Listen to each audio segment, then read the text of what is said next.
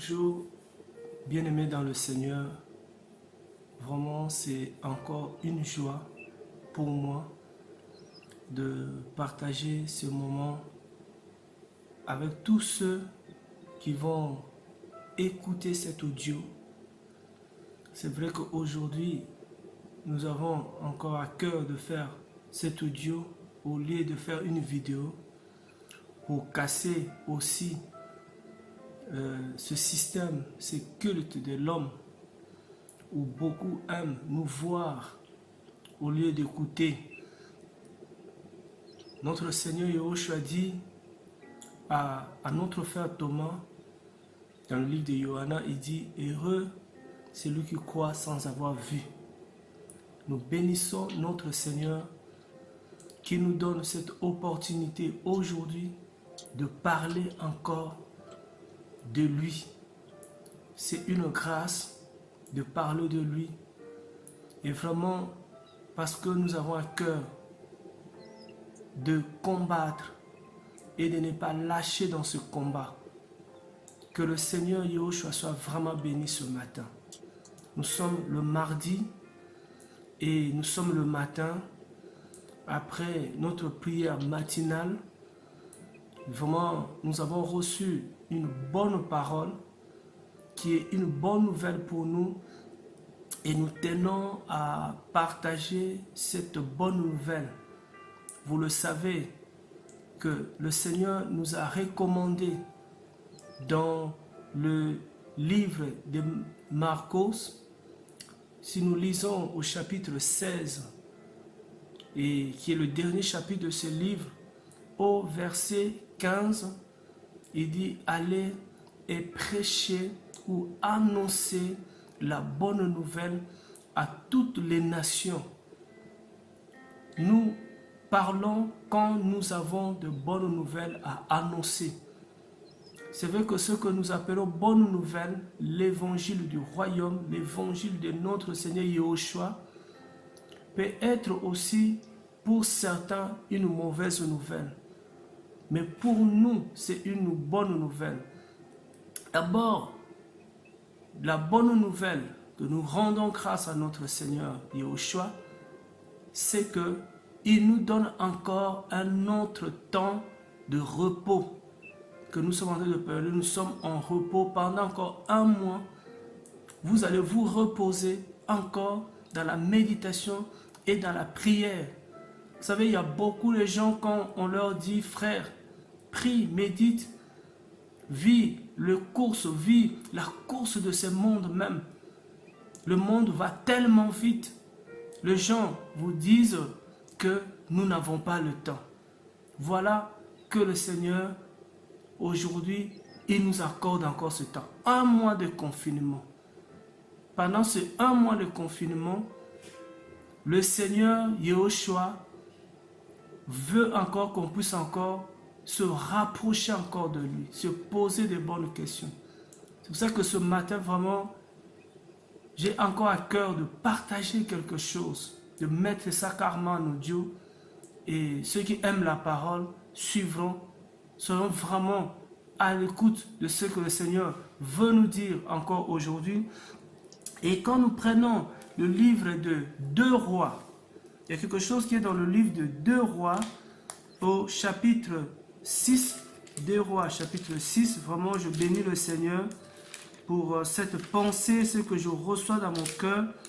Dans le livre de 2 Rois, au chapitre 6, je vais commencer à partir du verset 6, 2 Rois 6. Il y a quelque chose qui est là.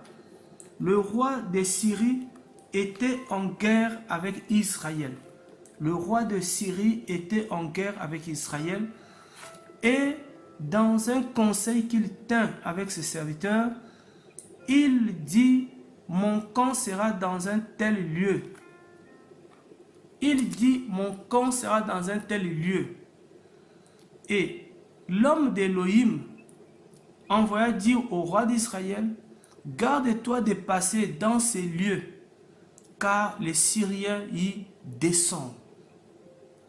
Et le roi d'Israël envoya des gens pour s'y tenir en observation vers le lieu que l'homme d'Élohim lui avait mentionné et signalé. Et il y était sur ses gardes.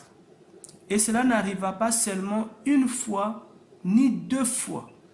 Le roi de Syrie en eut le cœur troublé. Et il appela ses serviteurs et leur dit, ne voulez-vous pas me déclarer lequel de vous est pour le roi d'Israël? Lequel de vous est pour le roi d'Israël? Et l'un de ses serviteurs répondit, personne au roi, mon Seigneur, mais Élisée le prophète, qui est en Israël, révèle au roi d'Israël les paroles mêmes que tu déclares dans ta chambre à coucher. Waouh! Il dit, il y a un homme en Israël, parce que le roi de Syrie qui était en guerre avec Israël, comme nous aussi, messianiques, nous aussi, chrétiens, nous sommes en guerre. Je vous ai dit, nous sommes en guerre depuis Genèse chapitre 3, le verset 15. C'est le temps depuis lequel nous sommes en guerre. Notre guerre n'a pas commencé aujourd'hui. Notre guerre n'a pas commencé avec le coronavirus. Notre guerre a commencé depuis Genèse chapitre 3, le verset 15, avec le serpent ancien. Depuis ce temps-là, nous sommes entrés en guerre. Le Seigneur a dit, il nous montrera le talon, nous allons écraser sa tête. Voilà, la guerre était déjà déclarée. Ici, la guerre continue avec Israël qui sera en guerre avec la Syrie de l'époque. Ils vont entrer en guerre. Et le roi de Syrie va faire un plan, le plan de guerre, pour attaquer, comme toujours, quand tu es en guerre, tu cherches à anéantir, à détruire ton ennemi, pour attaquer et détruire son ennemi qui était Israël. Pendant qu'il faisait ce plan, il y avait un homme, un prophète en Israël, au nom de Élisée, va toujours dévoiler le plan que le roi faisait dans sa chambre, dans le secret. Frères et sœurs, notre adversaire, notre ennemi le diable, il fait des plans. Le plan contre Israël, le plan contre l'armée de Yahweh, le plan contre le peuple de l'Éternel. Il fait des plans pour nous détruire, pour nous anéantir. Mais je bénis le Seigneur déjà par cette parole, cette première nouvelle. La Bible dit qu'il était troublé de savoir que tout le plan qu'il faisait, ces plans étaient dévoilés. À chaque fois que l'ennemi fait un plan, le Seigneur, qui est le plus grand prophète, le Seigneur dévoile son plan. Ça veut dire que le Seigneur prend le plan de l'ennemi, il dévoile ça, il nous montre ça. C'est pour ça que nous prions que tous les enfants d'Élohim, soyez vigilants. Soyez vigilants. Parce que le Seigneur, il nous dévoilera le plan de l'ennemi. Et quand il nous dévoile le plan de l'ennemi, ce n'est pas pour le garder. Vous voyez qu'ici, on nous dit que Élisée sera au courant du plan du roi d'Assyrie. Mais Élisée ne va pas garder ce plan-là, ce que le Seigneur va lui montrer pour lui, pour sauver sa peau, pour sauver sa vie. Non, frère, non, ce n'est pas ça, parce que des fois, on fait intervenir la notion du salut individuel là où il ne faut pas l'intervenir. Donc, Élisée pouvait, quand il avait reçu ce plan, garder ce plan et se sauver. Prendre peut-être son serviteur Géasi et se sauver. Mais non, il prenait ce plan, il donnait ça au roi d'Israël. Comme ça, le roi d'Israël allait déjouer le plan du roi d'Assyrie. Tout ce que le Seigneur nous montre, le plan de l'ennemi, à chaque fois que l'ennemi fait le plan contre un frère, contre une soeur, contre une famille, contre son église, frères et sœurs, ne gardons pas ces plans-là pour nous-mêmes. Mettons ça à la lumière de tout le monde pour que le plan de l'ennemi soit déjoué. Et je le confesse, je le crois, mais je le confesse aussi, que tout le plan de l'ennemi contre nous, que ce plan-là, frères et sœurs, soit déjoué. L'ennemi sera toujours troublé de voir que le plan qu'il fait contre un tel prophète, contre une telle armée, contre une telle famille, que ce plan-là est toujours dévoilé. Il sera troublé parce que notre Seigneur est celui qui voit toutes choses. C'est pourquoi on vous dit, frère, quand tu vois quelque chose, crois que cette chose n'a plus de fait. Parce que quand tu le vois, tu vas prier pour ça. Donc ici, le roi de Syrie représente le malin. Israël représente nous, l'Église, nous, les enfants d'Élohim. Et nous savons que le roi de Syrie, qui est le malin, il fait le plan. Il fait le plan contre nous. C'est ça que Yahushua va dire à Pétros dans le livre de Luc. Il va lui dire quoi? Il va lui dire que voilà, c'est que le diable cherche. Il cherche à défaillir ta foi. Il cherche à vous cribler. Il cherche instamment à vous cribler comme le bleu. Il cherche à défaillir votre foi. Voici son plan. Son plan, c'est défaillir notre foi. Son plan, c'est nous faire taire. Son plan, c'est nous empêcher de continuer à confesser le nom de Yahushua. Ça, c'est son plan. Il a un plan, frère. Il ne dort pas. C'est pour ça que nous enfants, nous chrétiens, ne dormons pas. Notre ennemi fait des réunions secrètes. Notre ennemi fait des plans dans le secret pour nous détruire, pour détruire les foyers, pour détruire les couples. Nous sommes en train d'entendre que pendant ce temps de confinement, les violences augmentent, les violences conjugales, les violences physiques, les violences psychiques, les violences dans toutes sortes de violences est en train d'augmenter. C'est un plan. C'est aussi un plan de l'ennemi pour que la violence augmente. On apprend même pendant ce temps de confinement qu'il y a tellement de divorces. C'est aussi le plan de l'ennemi pour casser beaucoup de choses. Mais pendant ces temps aussi, nous croyons que le Seigneur va restaurer cette tissu conjugal, familial. Le Seigneur va restaurer ça au nom de Yahushua. Mais n'oublions pas que nous avons un ennemi. N'oublions pas que notre ennemi, il fait des plans. Comme ici la Bible dit que le roi... Ô roi mon Seigneur, mais Élisée le prophète qui est en Israël, révèle au roi d'Israël les paroles même que tu déclares dans ta chambre à coucher. Dans la chambre à coucher ici, c'est le secret, c'est le cœur. Dans son cœur, l'ennemi est en train de faire des plans. Beaucoup de ces plans ont déjà échoué contre l'Église. Contre l'Église. Ces plans ont échoué, mais ils n'arrêtent pas. Quand un plan échoue, il cherche à mettre en place un autre plan. Mais c'est à nous, chrétiens, c'est à nous, Église, de rester éveillés pour que ce plan ne marche pas. Pendant ce temps de confinement, l'ennemi est en train de mettre des plans pour t'empêcher carrément de continuer la course. De continuer la course. Faisons très attention. Nous devons en même temps, nous aussi, mettre des plans. Parce que quand le plan était dévoilé, quand Élisée avait vu le plan du roi de Syrie, il avait fait part de ce plan au roi d'Israël.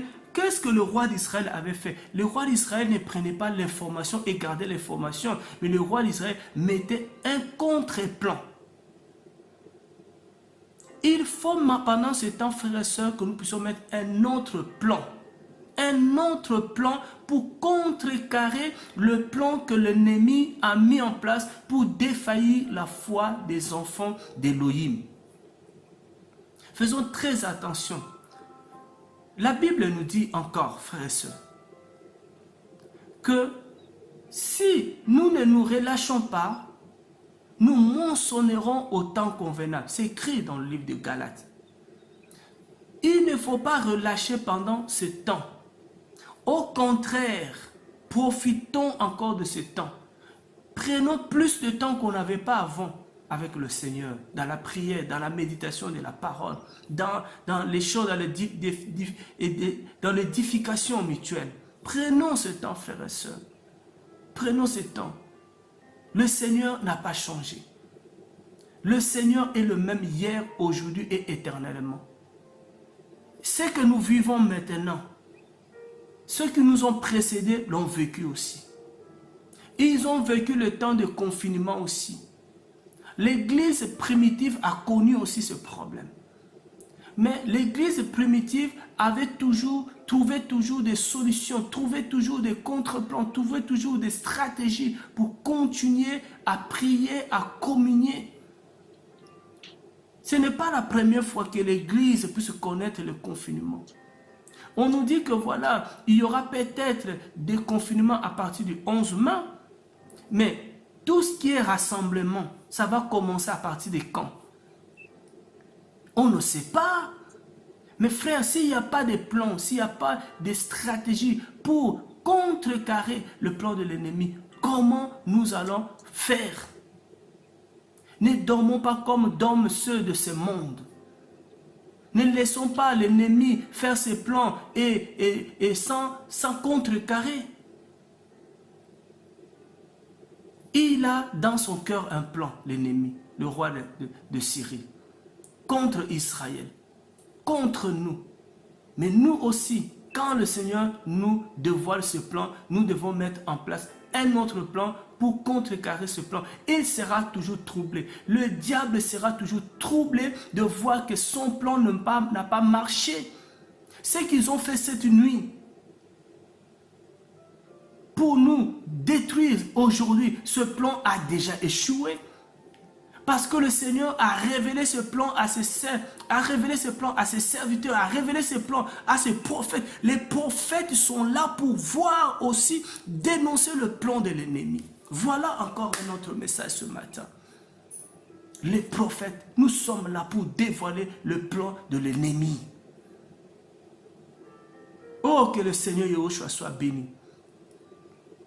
Et pendant ce matin, dans cette prière, oh, le Seigneur a consolé encore mon cœur. Et c'est cette nouvelle que je veux t'annoncer. Le Seigneur a consolé mon cœur. Et j'ai entendu cette parole qui a retenti dans mon cœur. Je suis la solution. Je suis sans égal. J'ai la solution à tout. Frères et sœurs, le Seigneur a la solution à tout le problème qui se présente à toi. Je vais te parler, mon frère, ma soeur. Toi qui es inquiet, toi qui as peur. Vous savez, quand Élisée était avec son serviteur Géasi, il y avait un problème. Le problème, c'est que l'armée des Syriens avait mis un plan en place et par rapport au plan que l'ennemi, l'armée de Syrie avait mis en place, c'est-à-dire une armée en place, Géasi ne savait même pas comment s'en sortir par rapport à ça. Parce que quand le roi de Syrie va comprendre, va apprendre que c'est Élisée qui dévoilait ses plans, il va dire ceci. Il dit allez au verset 13 et il dit allez et voyez où il est et je le ferai prendre. On va lui dire voici il est à Dothan. Il envoya là des chevaux et des chars et une grande armée qui arrivèrent de nuit et qui entourèrent la ville. Oh, le problème se présente. Élisée, comme il voyait le secret du cœur du roi, ce qui s'est passé dans la chambre du roi, le roi va mettre une armée, va élever une armée pour attaquer Élisée. Une grande armée, on nous dit une grande armée, pas un petit problème, un grand problème arrive dans la vie d'Élisée. Alors, son serviteur Géasi va voir ces problèmes, l'homme aura peur. Géasi représente tous ceux devant le problème qui tremblent devant le problème. Le problème n'arrive qu'aux hommes. Le problème n'arrive pas aux arbres. Le problème n'arrive qu'aux hommes, même si aujourd'hui, même dans notre société, les arbres même ont des problèmes. Les animaux même ont des problèmes. Tout le monde a des problèmes. Mais le problème arrive toujours aux hommes. Comme on dit, le mal atteint toujours le juste. Mais Yahweh en délivre toujours, frère. Alors, le problème qui était là, Élisée était un homme d'Élohim. Devant ce problème, il n'a pas tremblé. Parce qu'il savait que son Seigneur, le Elohim à qui il a cru, à qui il croyait, avait toujours une solution à un problème. Et Géasi ne savait pas. Il va prier pour Géasi. Nous prions pour tous les Géasi. Parce que les Géasi sont les gens qui ont des yeux qui ne voient pas. C'est les gens qui n'ont pas la foi. La foi, c'est nos yeux spirituels. La foi, c'est cette capacité qui nous permet de voir ce que les gens ne voient pas. Devant le problème, nous on voit la solution que beaucoup ne voient pas. D'où viendra cette solution? Il y avait ce problème. Et ce matin, le Seigneur a su mon cœur qu'il est la solution à tout problème. Pour vraiment me convaincre qu'il est la solution, le Seigneur va m'amener très loin. D'abord dans Genèse. Dans Genèse chapitre 3 que nous connaissons. Quand Adam a péché, le Seigneur avait trouvé la solution au problème du péché d'Adam. Même dans le problème de ton péché là, le Seigneur a une solution pour toi. Je veux te dire ce matin, mon frère, ma soeur, que le Seigneur a une solution à la solution à ton problème. Au péché d'Adam, il avait la solution. Premièrement, à ce temps-là, il va prendre un animal, il va tuer, et il va prendre la peau de cet animal, il va revêtir, il va couvrir Adam de sa nudité. À la nudité d'Adam, le Seigneur avait trouvé la solution. Le Seigneur a toujours une solution, frère. Le Seigneur a la solution pour ton problème là. Et le Seigneur m'amènera encore avec les enfants d'Israël pour me montrer vraiment qu'il est la solution. Les enfants d'Israël arrivent dans le désert. À chaque fois, ils avaient les pommes. Soit le pomme de viande, soit le pomme d'eau. Mais quand il y avait le problème, à chaque problème que les enfants d'Israël rencontraient, il y avait toujours une solution. Devant l'eau de Mara, le Seigneur avait trouvé une solution. Devant la mer Rouge, vous voyez l'histoire de la mer Rouge, où derrière, il y avait les Égyptiens qui poursuivaient les enfants d'Israël. Et devant, il y avait la mer Rouge. Les enfants d'Israël étaient dans l'impasse. Les enfants d'Israël ne savaient pas quoi faire. Mais le Seigneur, waouh, frères et sœurs, notre Seigneur a toujours la solution. Le Seigneur va trouver la solution au problème qui s'est présenté devant l'armée d'Israël, devant le peuple d'Israël. Le Seigneur va trouver la solution. Il ne va pas les laisser entre les mains de ses ennemis égyptiens parce qu'il les avait promis. Souvenez-vous, le Seigneur avait promis aux enfants d'Israël. Quoi? Au Exode chapitre 14, qu'est-ce que le Seigneur leur avait dit? Le Seigneur avait dit ceci, nous allons lire ça, frère, pour vous voyez que le Seigneur, il est fidèle, il est sans égal.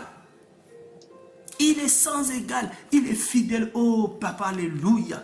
Alléluia, alléluia, alléluia. Notre Seigneur est merveilleux, frère, il est merveilleux. Qu'est-ce qu'il va dire aux enfants d'Israël? Qu'est-ce qu'il va leur dire? Au Exode chapitre 14, au verset 13. Et Moïse dit au peuple, ne craignez point, arrêtez-vous et voyez la délivrance que Yahweh vous donnera aujourd'hui. Alléluia. Le Seigneur avait déjà dit aux enfants d'Israël, car les Égyptiens que vous voyez aujourd'hui, vous ne le verrez plus. Alléluia. Le Seigneur avait déjà parlé. Il avait déjà jugé l'affaire entre les enfants d'Israël et les Égyptiens. Le Seigneur avait déjà jugé. Entre parenthèses, je nous dis, frères et sœurs, nous sommes déjà jugés. Il y en a qui attendent le grand jugement, il y en a qui attendent je ne sais pas quoi, mais nous sommes déjà jugés par la parole du Seigneur. Le Seigneur a déjà jugé les affaires pour les gens qui sont stériles, les affaires pour les gens qui sont malades, les affaires pour les gens qui sont morts, les affaires pour les gens qui sont dans l'oppression. Mais le Seigneur a déjà jugé toute affaire. À la croix, il a dit tout est accompli. Est-ce que vous le savez ça encore? À la croix, il nous a dit tout est accompli. Toute affaire a été déjà jugée par le tribunal de notre Seigneur Yahushua. Il dit aux enfants d'Israël, les Égyptiens que vous voyez maintenant, vous ne les reverrez plus. Plus jamais. Regardez la délivrance que le Seigneur vous accorde. Ma soeur, regarde ta délivrance. Regarde la délivrance que le Seigneur t'accorde. Mon frère, regarde la délivrance que le Seigneur t'accorde. Les Égyptiens que tu vois maintenant, tu ne les reverrai plus. Mais quand ces Égyptiens, ça c'était la parole. Ça c'était la parole. Mais plus loin, quand ces Égyptiens se sont présentés devant les enfants d'Israël, devant la mer Rouge, mais le Seigneur avait déjà jugé l'affaire. Le Seigneur a accompli seulement sa parole. Devant ces problèmes-là, les enfants d'Israël, comme eux aussi, ils étaient des guéassis, des aveugles, ils ne voyaient pas, ils n'avaient plus retenu la parole du Seigneur, la parole que Moïse leur avait donnée, ils avaient oublié. Mais le Seigneur, qu'est-ce qu'il a fait devant ce problème? Il a seulement ouvert la mer Rouge, séparé la mer Rouge en deux. Et les enfants d'Israël ont traversé. Quand les Égyptiens ont essayé de venir, ils ont été engloutis. Frères et sœurs, ce que le Seigneur m'a mis à cœur ce matin, c'est qu'il a la solution à tous mes problèmes.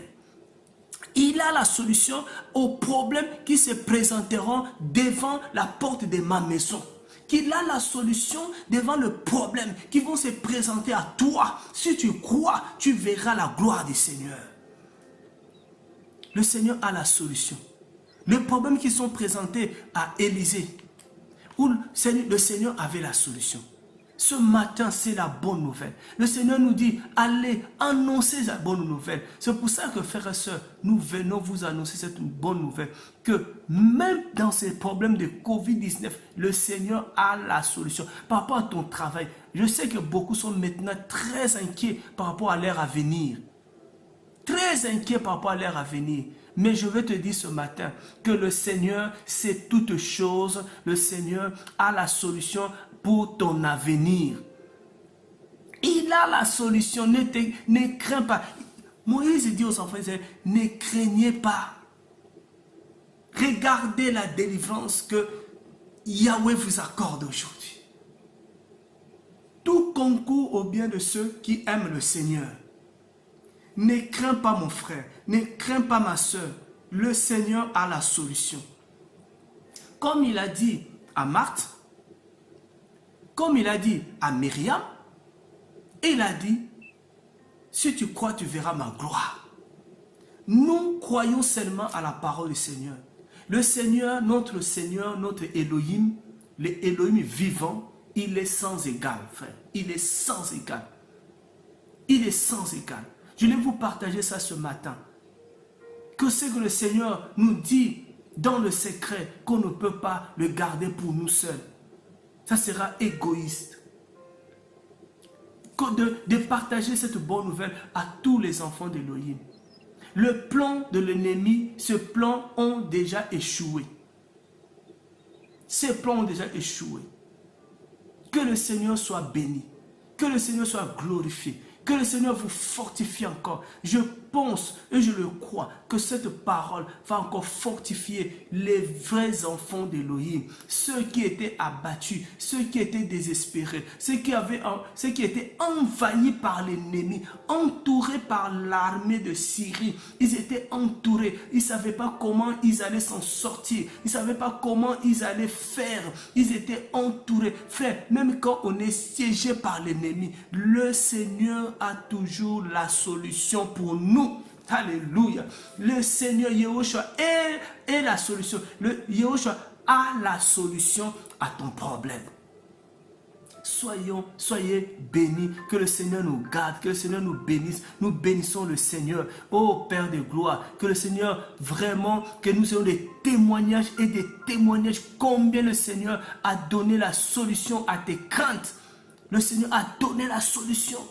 Oh, merci papa, merci Seigneur, parce que tu es vivant, parce que tu ne dors pas, parce que tu ne sommeilles pas, parce que tu es toujours là, présent avec nous. Papa, tu ne nous abandonnes pas. Tu es notre ami fidèle qui ne nous abandonne pas. Tu es celui qui campe autour de nous. Alléluia. Tu es celui qui campe autour de nous, Seigneur. Tu es celui qui veille sur nous, Papa. Alléluia. Que toute la gloire, Seigneur, te revienne, Papa. Toi qui consoles nos cœurs, Papa. Toi qui chuchotes dans nos oreilles, Papa. Toi qui parles dans nos cœurs, Seigneur. Alléluia. Toi qui nous donnes la nourriture nourriture qu'il faut, au temps convenant, papa. Toi qui nous gardes des loups, alléluia. Toi qui nous donnes la vie en abondance, Seigneur. Merci pour ta force de ce matin. Merci pour cette journée. Merci, Seigneur, pour tous ceux qui vont se déplacer. Merci Seigneur pour ta délivrance que tu nous accordes, papa. Que les Égyptiens que nous voyons maintenant, nous ne les reverrons plus. Oh Yahweh, merci Seigneur. Toi qui ouvres un chemin, Seigneur, dans la mer rouge, qui nous fait traverser à sec. Merci Seigneur, papa, alléluia, pour les solutions que tu accordes à tes enfants, papa. Merci Seigneur, je bénis ton nom ce matin. Je bénis ton nom pour cette journée, papa. Que ton nom encore, Seigneur, soit glorifié et que tous les genoux, papa, fléchissent, Seigneur, parce que tu es plus grand que tout. Tu es plus grand que tout. Tu es plus grand que tout, papa. Gloire à toi, Seigneur. Gloire à toi, Yehoshua. Gloire à toi, papa. Ton nom soit loué. Ton nom soit loué. Ton nom soit loué. Ton nom soit loué. Merci, Seigneur. À toi la gloire, l'honneur. À toi la puissance. À toi la louange dans le siècle de siècles. Amen.